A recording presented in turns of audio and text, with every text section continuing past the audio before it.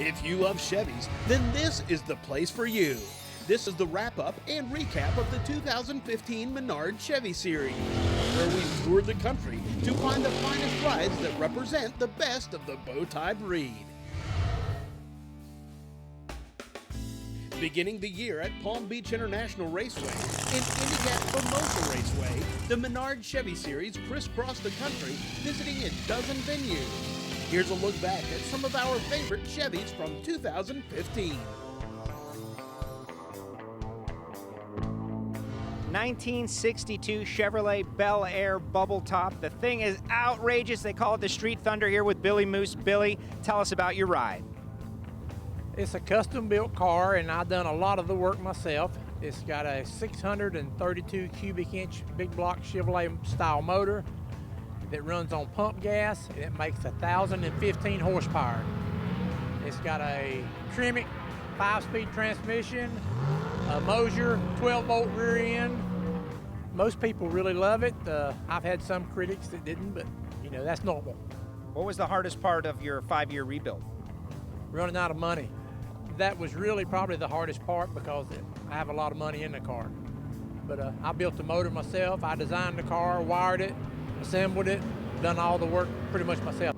How do you feel when you're driving this car? When you're behind the wheel, you got 1,000 horsepower under your feet. It feels pretty good. You can definitely keep up with traffic. At every stop of the Menards Chevy Series, we handed out special awards. Here's a sweet Chevelle from Virginia Motorsports Park. Well, this week's OPGI Original Award winner goes to Michael Taylor, his gorgeous 1971 Chevelle. Really a gorgeous car. The neat story behind this is how long Michael's had it. 38 years. Wait a minute, 38 years? Yes, sir. I paid $1,200 for it back in '77. Oh my God, how old were you? I was 16. I've had it, like I said, I'm the second owner. I'm not the original, but I'm the second owner. This is your first car? Yes, sir, first car. And you kept it? Yes, sir. $1,200? $1,200. Okay, I give you $1,500. No, it'd be a little bit more than that. Now, I don't remember Chevrolet offering a paint color quite like this. No, it was green, but not this metallic green. I like the ghost image of the '71 Chevelle, and I don't think I've ever seen a green bow tie. He did that himself. Nice touch. Is it the original engine? Not the original engine, but it's the original transmission in the car and the original rear. And it had a small block? Yes, sir. It had a small block, 350. Boy, you've done a really great job with it. Do you drive it much? I drove it this morning, an hour and 45 minutes to get here. I don't own a trailer, and I drive it everywhere I go. Not a trailer queen. No, sir, not a trailer queen. Drive it everywhere. Boy, that engine is gorgeous. It didn't look that way in the showroom back when he was 16 years old and bought this car. I assure you, he's done a beautiful job with that gorgeous small block. I like the Edelbrock. Look at the polish on that intake and the aluminum heads. Yeah, he's got a real piece here. Well, I bought stuff from original parts. To get it restored to the condition it's in. Yep, the grill and the emblems, the doors, wheel moldings, seat covers, and door panels. A whole lot of other stuff, a little small stuff. So it's done now? It's done, it's done. So now you sell it? No, I'm not gonna sell it. We also had some rare Chevys, such as this Black Beauty from Bakersfield. It's a model of Vega that they built in '75 and '76. It has the Vega motor, but it has a Cosworth head, which is a 4-valve dual overhead cam. They also included electronic fuel injection and comes with a stainless steel header. Ken Duckworth from Cosworth Engineering had approached General Motors when they heard they were building an all-aluminum small 4-cylinder engine, and they wanted to use it for Formula B. So when they approached General Motors, John DeLorean thought it'd be a good idea to stick it in a Vega and have a sports car to compete with the BMW 202s. The final production was 3,500 cars. They stopped production in March of '76 because of sales. So there was only 1,400 made in the '76 model. And this one being special as a '76 because of transmission? Yes, they only made 700 with the 5-speed transmission. In particular appeals to you about the Cosworth Vega? It's the performance of it, of being a 4-cylinder, and the handling. I had owned previous Vegas, and I always thought that the Cosworth was kind of the epitome of the Vega. Stay with us for more of the best of the Menards Chevy Series, where we'll show you a tricked-out truck from Tucson.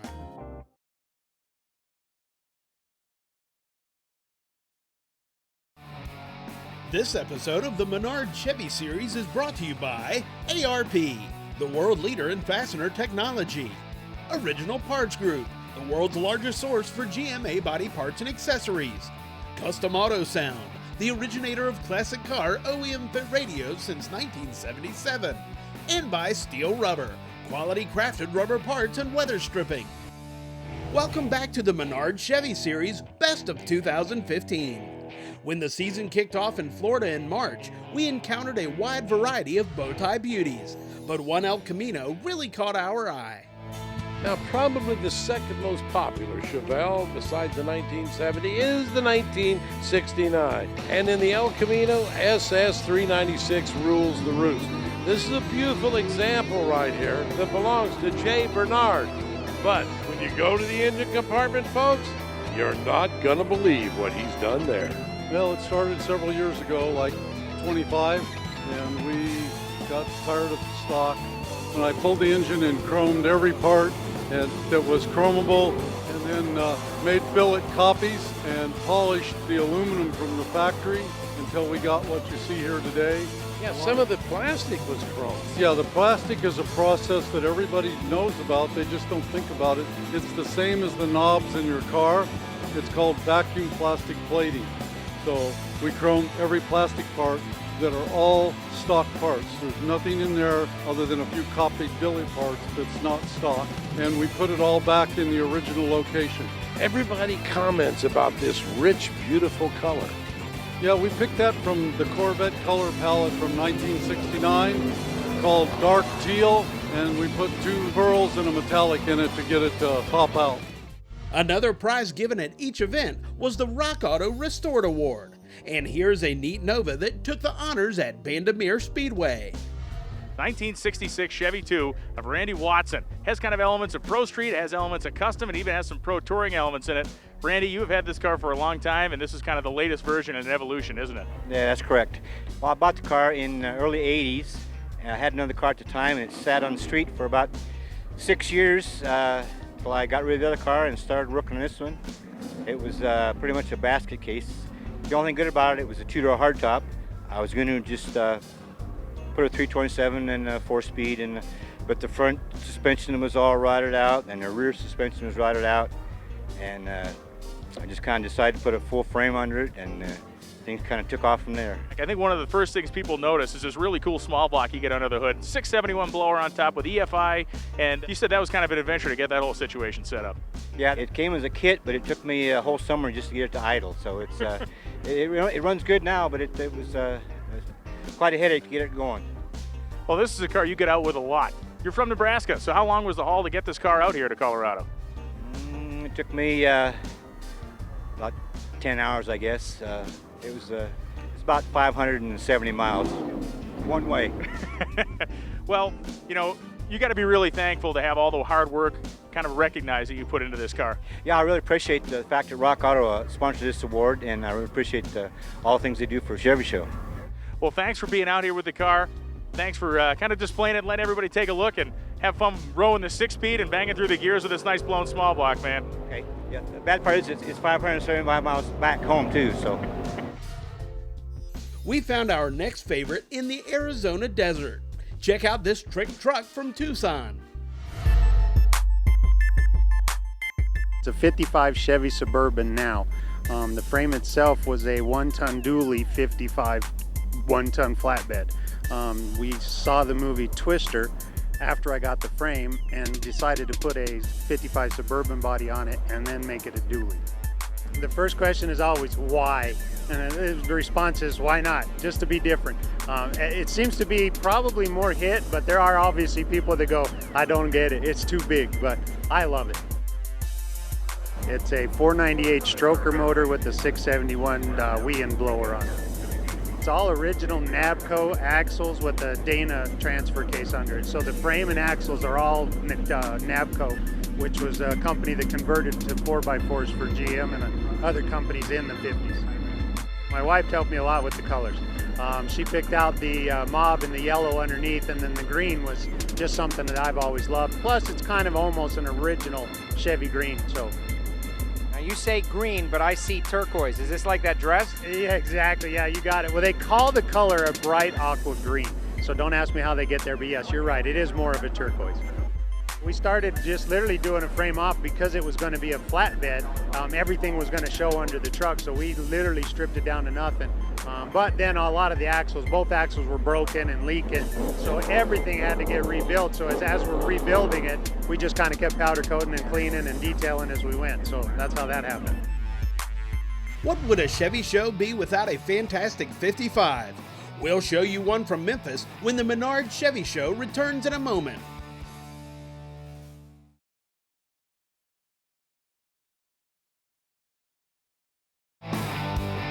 Welcome back to the best of the 2015 Menards Chevy Series.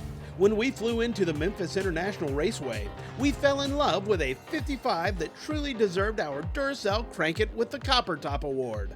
For years you've been putting Duracell batteries in your kids' toys or your flashlights, but you can put them in your car too, and not just your daily driver, you can put them in your hot rod as well. And one of the ways we're going to prove that to you is right here with this gorgeous 55 Chevrolet owned by Sean Brenneton out of Tennessee. I bought it back in 1986. It was my first car for $1,500 at Auto Trader, and it had a straight six in it, 3-speed on the column, original rear end in it. It was oxidized baby blue. Just throughout the years, I've kind of worked on it. This is the second motor I put in it since then. We did a Fat Man Fab front end on it. It handles great. It's got rack and pinion steering on it, Willwood disc brakes all the way around. So it gets the job done, that's for sure. You know, there are about a million different ways to build a 55 Chevrolet, and Sean's kind of taking an interesting approach with this car. We got this big blower on here. We got vintage stuff like these old 70s Holley thumb screws on the flow poles of the carburetor. Let's hear a little bit about what Sean thought about putting this car together. Late 80s and stuff when I was a teen, DeCoin, Illinois, Street Machine Nationals was the thing, you know, and I loved like Scott Sullivan with the big wide tires and Pro Street and all that kind of stuff. So I originally kind of wanted to go Pro Street with it, but obviously like now that it's gotten older, Pro Street wasn't that big of a deal. So I had the blower for the Pro Street car, and then it's just kind of evolved, I guess, you know. It's not like I really went for one particular thing when I did it. I just wanted a really good street machine that, you know, I could go to car shows and do better than average with. You know, fuzzy dice have been part of the hot rodding landscape since this car was built in 1955. They all have a little bit different meaning. These dice for Sean have a very special meaning. My mom bought the dice the day that I brought it home. And yeah, she passed away in 1998, so no matter how faded they get, they'll stay that way forever. You know, when 55 Chevys came out of the factory, they had little 14-inch wheels on them. Well, Sean's made some significant changes with these big rollers right here. I just put the wheels on it last year, and I still don't know if I like them or not because they're, you know, they're so big. I had 17s on it, and I thought those were huge, and now I got 20s and 19s, so it's a little bigger than I like, I think, but I'm getting used to them. We saw quite a collection of Camaros this year, and one of the best was at US 131 Motorsports Park in Michigan. Folks have been looking at Camaros, been doing car shows for years and years. This, without question, is one of the most accurate, perfectly restored 1969 Camaros I have ever seen. I've gone through it. All the safety marks are there. All the markings are there. So we had to get the story behind this car.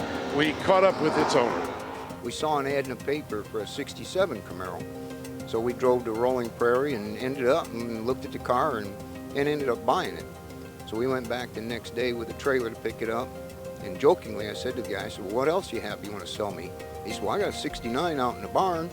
So we ended up looking at that and bought it too. How long did it take you to restore this car? 10 months to the day. Wow, that's pretty quick. Yeah, it's all day, every day. I do the best I can on them, you know, do a lot of studying, take a lot of pictures of other cars, research them, so I tried to put everything back just the way the factory had it. Maple Grove Raceway offered up another Camaro, an IROC Z with lots of HP. This producer pick is absolutely awesome. 1987 IROC Z, here with Harold Karen, who owns it from Long Island, New York. This thing is spectacular. Thank you very much. I actually bought it on my 18th birthday. It was a stock 305 Camaro that I actually turned into this over many, many years. Pretty much did a full back half on the car, full chrome moly cage. It's a 352 cubic inch motor with an 871 blower, runs on E85, electronic fuel injected. So it makes about 1,100 horsepower to the crank and 900 to the rear wheels. What kind of music are you rocking when this thing is on the street? The exhaust. There is no radio in the car because I want to hear the exhaust. That's what I like, and that's what I listen to. And the blower bell. Stay tuned for more of the Menards Chevy series when we visit Tennessee and uncover a one-of-a-kind home-built beauty.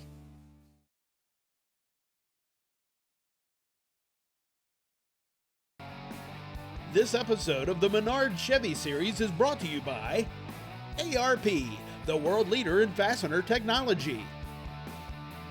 Rock Auto, all the parts your car will ever need. Custom Auto Sound, the originator of classic car OEM fit radios since 1977. And by Drive Duracell, crank with the copper top. Welcome back to the Menards Chevy series. Bristol Dragway brought out some superb Chevrolets, but nothing could top this tricked-out Tennessee truck. Well, folks, here comes a Producer's Award. You're not going to believe this. First thing you're going to ask, right? What is it? I had no idea either. I'll give you a slight hint. It's kind of small.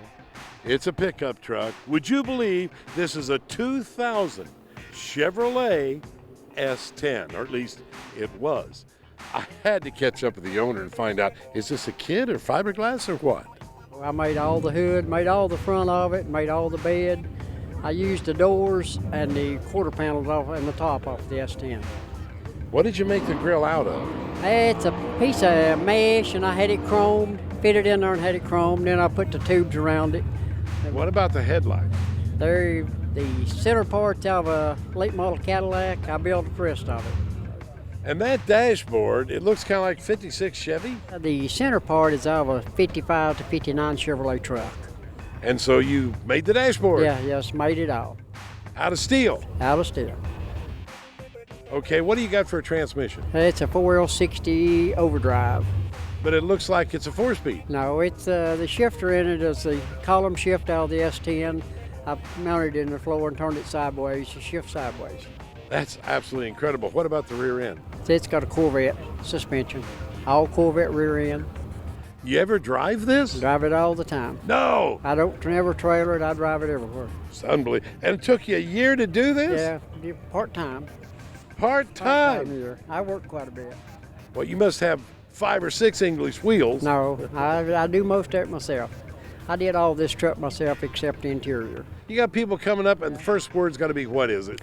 Yeah, that's the first thing they ask you. They don't know what it is. So once in a while, somebody will figure it out. The fourth of our special awards is presented by Minties. And at the Texas Motorplex, we found a station wagon that was a real treat. When it comes to a Minties Top Dog Award, boy, did we bring a showstopper. Blake here brought this Nomad, this Bel Air 55, and I gotta ask you what a new school guy is doing with an old school ride. They make the cars better back then. Style, lines, everything just looks so much better. And let's start with the engine there. Went with a LS7, 4-speed automatic, and custom Mark Morrison chassis, just to give it that new school ride with the old school look. And speaking of looks, you did the metal work there, welding together 2 cowls, and you cleaned it up, covering the oil fill. Lots of work and dedication, and a great look there under the hood. Congratulations. The interior, very impressive as well. Those seats? Yeah, they're out of a 06 Pontiac GTO, and then we sectioned them down 3 inches just to give it a cleaner look. A great balance of art and technology. The fuel door, totally Terminator. How'd you do that? Basically just retrofitted a custom actuator in there and tried to make it work as smooth as possible. And that's what we do, is we make things work. Drum brakes out of the factory, drum brakes today, you kept them because why? They overall give a better pedal feel, and to me, they stop better than the disc on the rear. That's just my personal opinion, and then went with a SoCal drum simulator to give it the old school look. So you took it up a notch as far as the wheel and tire package goes. Did you have to do any finessing there with the chassis to make it fit? Yeah, we did a mini tub kit, like I said, just to push in the inner fender all the way to the frame. That way we had clearance for a 12-inch tire. All right, then, in this side, we can get a good look at the interior, which really does look warm and comfortable. I like that monochromatic look. Push-button shifter, like I said, analog gauges with all the idiot lights, all the modern stuff that the new cars come with. All right, so as you walk back to the front of the machine here, tell me as you're driving this machine what kind of reaction it gets from people. I've never seen the back of so many cell phones in my entire life. I mean, you don't see the people. All you do is see the back of their phone. Gateway Motorsports Park provided us with a vibrant red vet. we saved the best for last. This gorgeous 1958 Corvette has been completely rebuilt, and well, I'm getting ahead of myself. Let Jerry tell you the story. I bought it in basket. It was a basket case when I bought it. I've had it for probably 40 years. 40 years? Yep. Get out of here. Yep. It took me, I started on it about 5 years ago, and it took me about 5 years to build it. Now, wait a minute. What happened the other 35 years? It was stored in the corner of my garage. In pieces? In pieces. Well, what inspired you? Well, it was supposed to be my retirement project. I retired 10 years ago. My wife said I better get started at it. Well, that's not the stock Corvette engine. Not quite. The engine, 2010, 434 horse, LS3. Whoa. It'll get with the program. Yeah, what transmission you got? It's got an automatic 4L65E. It originally had, well, it was an old drag car. No. Yeah. And it was well known, I guess, down in southern Missouri. And when I got it, it had a 302 DZ Camaro engine in it. Oh my gosh. And rare engine. Oh, very rare. And I didn't know it. I sold it for nothing. Oh no. Yeah, there are Camaros would kill for that. You ain't a kidding.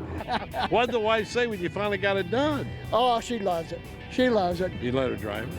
She never has. No. This is your baby. That's my baby. Do you drive it much? Yes, we do. Last year we put about 5,000 miles on it, and it drives and rides better than her. She's got an 07 Corvette. That's her. This is mine. So that wraps up our look back at the 2015 Menards Chevy series. We hope you enjoyed it, and here's some good news. This series will be back in 2016 with some new venues and even more great machines. Be sure to check out the series website and join in the fun. We'll see you there.